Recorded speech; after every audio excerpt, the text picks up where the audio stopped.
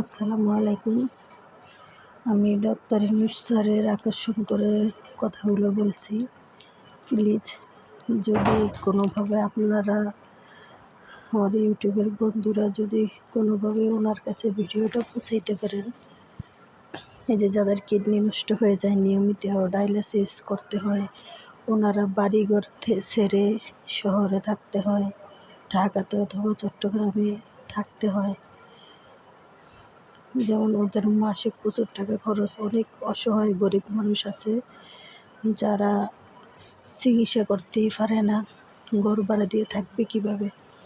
যদি উনি এই সমস্ত ডায়ালিসিস রোগীদের জন্য কোনোভাবে একটা থাকার ব্যবস্থা করে দিত, ঘর অন্তত মানুষের ঘর ভাড়াটা দিতে হতো না, তাহলে হয়তো অনেক অসহায় মানুষের সুবিধা হতো।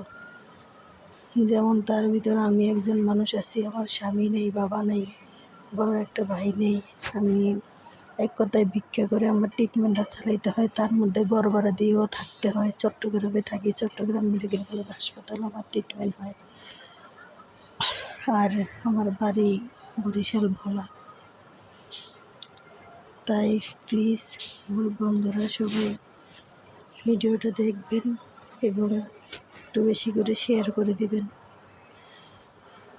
যাতে কোনো বড় মাথাওয়ালা একজনের কাছে ভিডিওটা পৌঁছায়।